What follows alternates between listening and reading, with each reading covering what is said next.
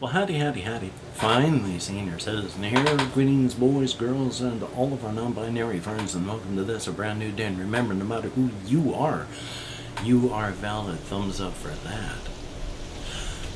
I just thought of something that I wanted to talk about because it was something that refers to I had seen in a comment, and then on Facebook, which I still occasionally check in on, there is a science fiction fantasy author who talks about this sort of thing and that I'm going to talk about, which prompted me to bring this up to talk about it.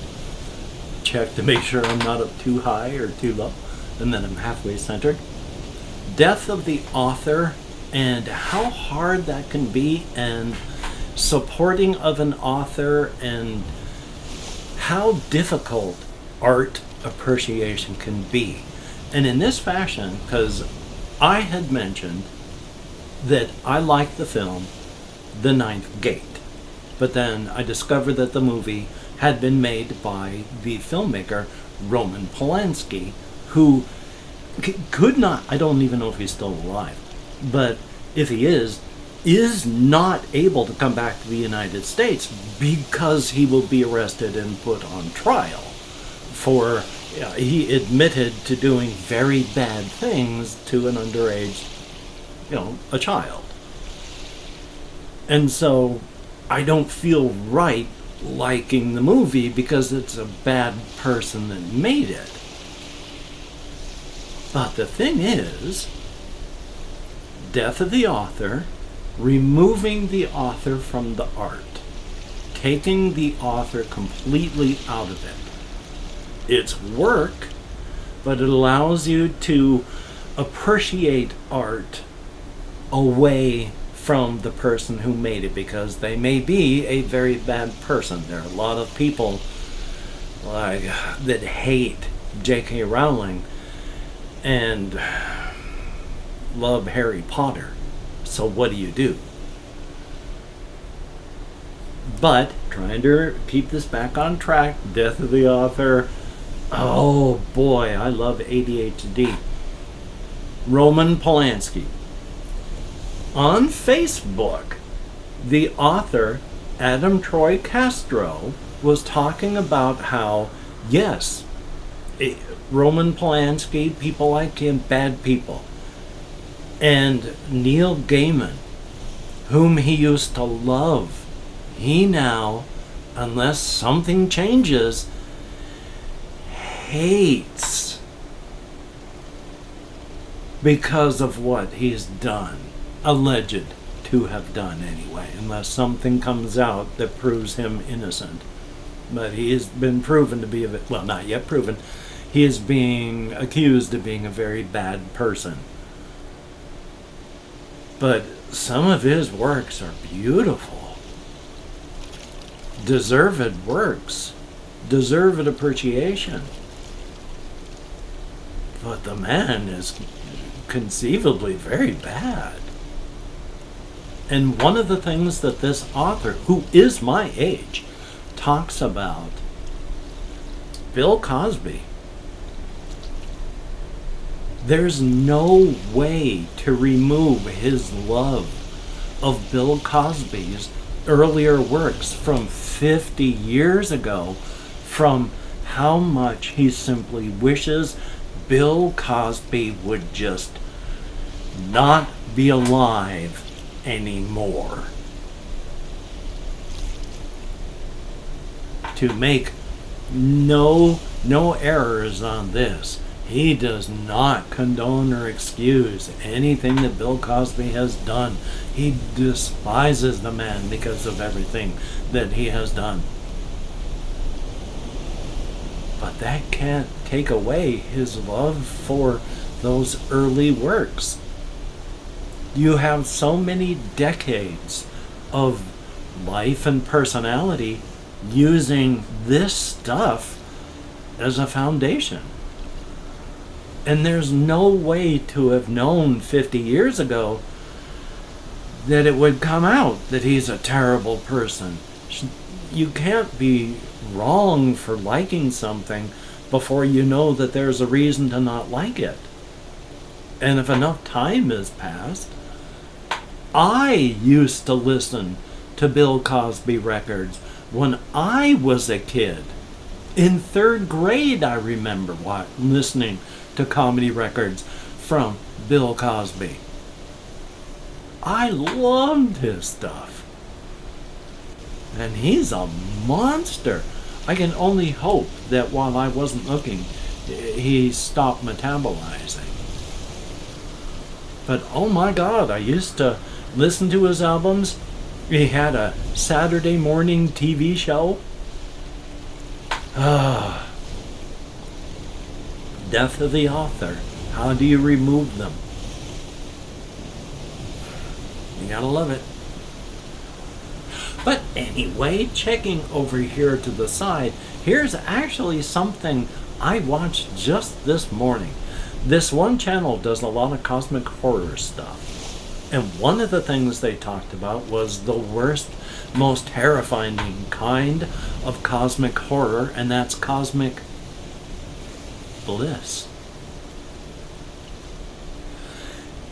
I had never fully understood the background of the video game Blasphemous. I thought people in this game were suffering under what was called the miracle, when apparently their world had been just steeped in deep religious iconography and religious ritual, and then something called the miracle occurred. And the world changed and people changed. There were punishments, there were rewards. Even death might bring you back as something else with a religious curse upon you. And I thought that people were hoping to get this lifted from them. But no. No. The people of this world embrace it. They lean into it. This is their world, and they love it. You are trying to save them from something they don't understand. But they still love it. And oh boy, one of the things that the church, the Christian church, has practiced throughout the centuries, went through a period, and some people still practice, which is you'll occasionally see people laughing at stuff they don't understand, like in the Monty Python and the Holy Grail movie from 1975. There's one point where a bunch of monks are walking along, and then they smack themselves in the head with a board as they're walking and chanting their not vows, all this stuff in Latin. And the people don't understand. That's flagellation of the flesh. That was a big thing. You would beat your back with willow branches to draw blood. There are people now, they sell things. There is a metallic strap you can put around your thigh with spikes on the inside. And it's for religious people, for flagellation of the flesh. Hurt yourself. Hurt your flesh. I'm not telling you to do that. I'm saying this is why they do that. God, YouTube, please understand. So hopefully this video doesn't need to be re-edited with that part removed. God, I'm going to have to blank that part out. If there's a blank spot, it's only because of fear of demonetization. We must all bow in terror before our algorithmic lords. But anyway, where was I? So yes, cosmic bliss. The people of this world in the game Blasphemous love what has happened. He talked about this in the game Cult of the Lamb, I think it's called. I've played it for like 10 minutes. I got it in a bundle. I need to play it, but it's crazed. But in the end, you're not in the end. all the way through it, as the leader of the cult, you're sacrificing your cult members to the Dark Lord. But are your people afraid? No. No. They're ready for it. They want it for the cult. It is a dark game with a very happy, fluffy exterior. But yeah, Cosmic Bliss. Oh, I've got to start working this into my cosmic horror stuff. Something I hadn't imagined before.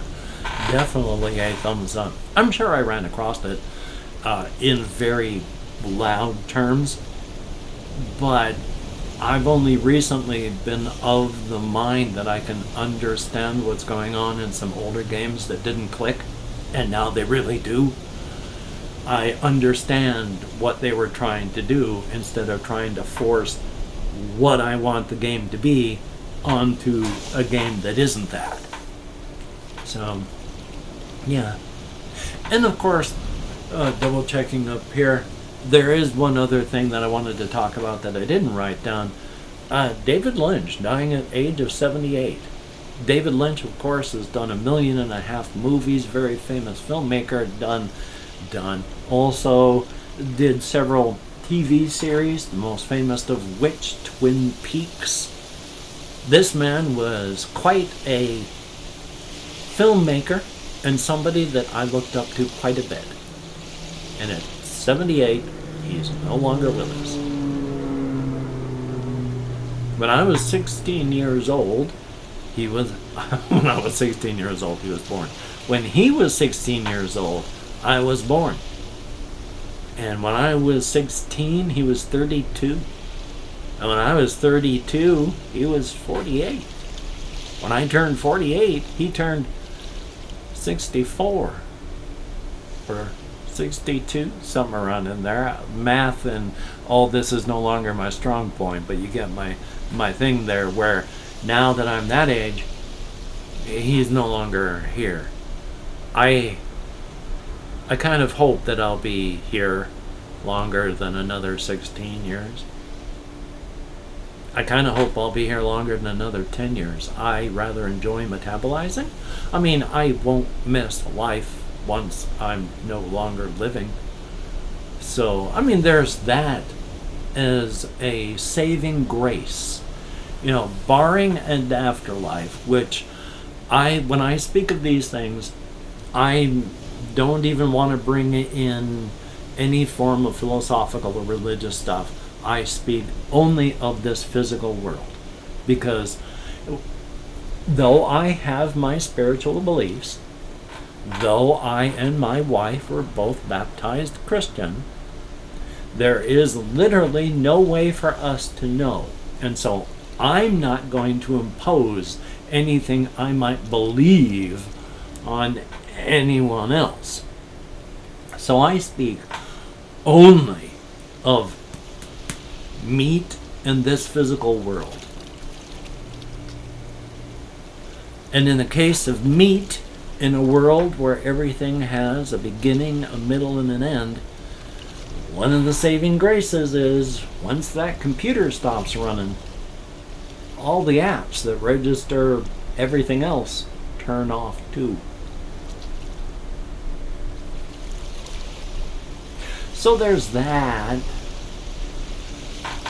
I've had of recent times, well, all through my life, you know, this happens to everybody. You eat something and there's like, oh, horrible stomach pains that feel like you're just going to stop living now.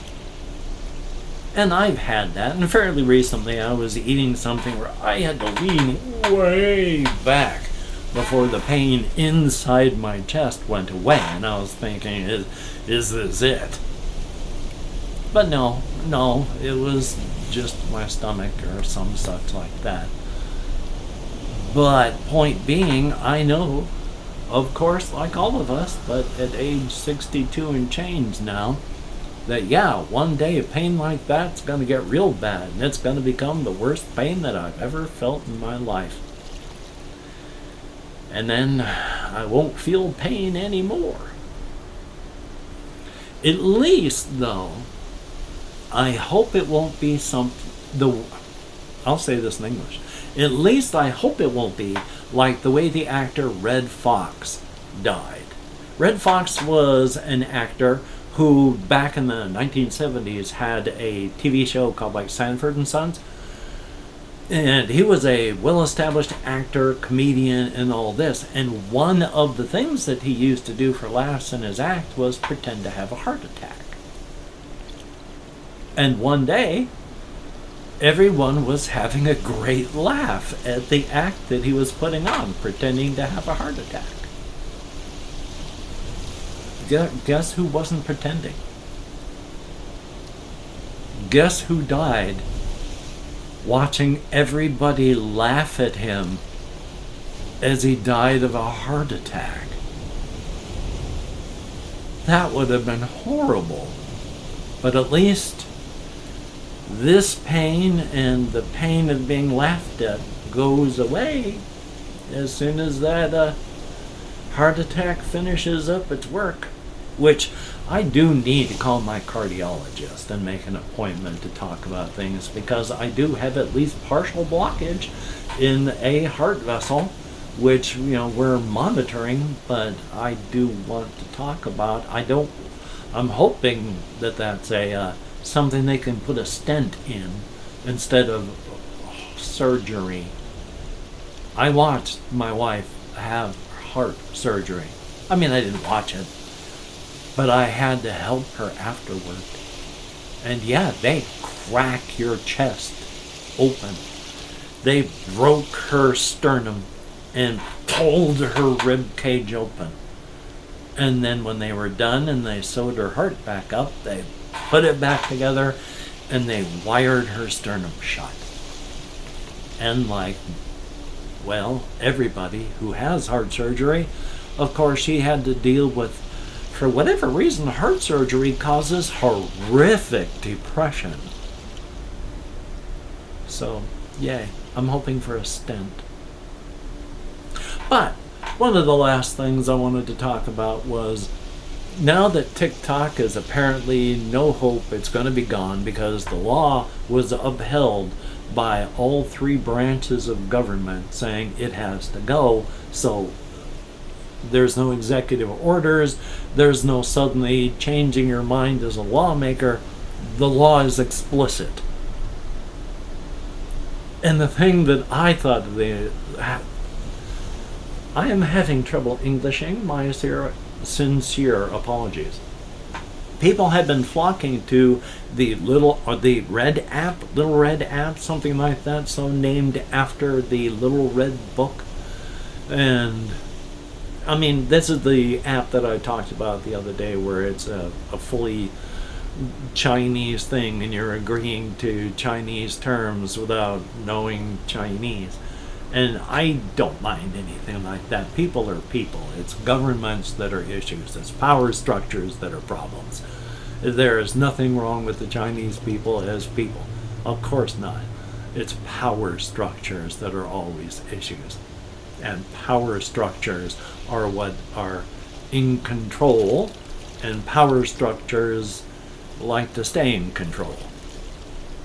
But with Americans flocking to this app, well, I think it's hysterical, because of course the idea was, oh look, TikTok is stealing your your data, and so Americans have been rushing over to this app and saying, where's my Chinese spy? I've got all my data to give them. I think it's hysterical. People that I've been watching online think it's hysterical, whether they're American or Chinese or from China. I'm not saying Chinese as in someone from the United States, but they've all been laughing at it. And I was watching this one video of somebody who was laughing hysterically at the whole thing, and one of the memes being shown in the background said something along the lines of Americans unlocking new levels of pettiness. It's like, yeah, Yeah, spite is such a driving motivator behind the human race. I feel it at times. There's time. I mean, there have definitely been a bunch of times in my past where I did something precisely because I was told don't, and it's like, oh really, really? Okay, thank you for telling me what my afternoon agenda is. So spite is such a driving force. Thumbs up for that. And then before I go into my end of video thing, oh boy, rejection sensitivity sucks. I've talked about this with my therapist. I'm sure it's because of the SA as a child and my low self-esteem my whole life. But boy, rejection sensitivity is awful. I feel it as physical pain, and I know everybody does, but hokey smokes, it is. Rejection sensitivity is no fun. Yay! But that is the last of the things that I have written down. So if you have watched, thumbs up and thank you. And if you have watched, or whether you're not watching, though it wouldn't make sense to say it to people that aren't watching, but call to action. If you could like, comment, share, subscribe, that'd be very, very cool. Definitely a thumbs up. Yay! And if you're a patron, definitely thumbs up and thank you. When you look in the mirror, you are looking at someone who is indeed beautiful and awesome. And of course, if you have left me a comment, you too are beautiful and awesome in your own way. I read every comment that YouTube shows me. I thumbs up and heart each comment that YouTube allows, and I answer as many as my nerve compression will let me. I'm actually getting not better. It's never going to get better, and the bone is continuing to grow around the nerves that go to my hands and arms. But it hasn't been as debilitating as it was when it first manifested and I was bedridden for a month and a half. Things haven't been good, but they haven't been terrible of late. So that's good. I'm going to edit, render, upload this video here. Definitely a thumbs up for that. I'm going to enjoy the rest of the day. I'm going to play as many video games as I find entertaining. I am going to continue reading and trying to understand my solo RPG stuff. I'm going to continue looking through and trying to play my solo board games. There we are. So definitely a thumbs up on that. Hopefully you are going to... Hopefully you, since I do these all in one take, are going to get this right. Good God, I cannot English today. Hopefully you are going to get done the things that you would like to get done. And if not, please do not beat yourself up.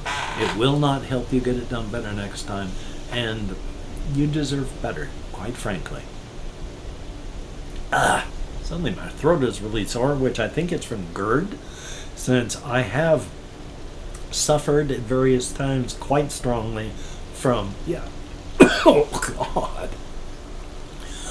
gastroesophageal reflux disease. Yeah, it's where the stomach acids come up because, oh boy, suddenly it's a hurt all the way up here and I'm having troubles talking. Yay. So, now that my eyes are starting to water from it, until we meet again, you take care. Have a great day today. I will see you on the flip side, and that is indeed a very good thing. Oh, no, I forgot. I gotta go with this hand, which it's harder for me to do the fine. This is now my fine detail hand. This is my less dexterous, more heavy-duty do stuff hand now, which has kind of been the other direction my whole life, because while nearly ambidextrous, I've been like 51 right-handed, 49 left-handed.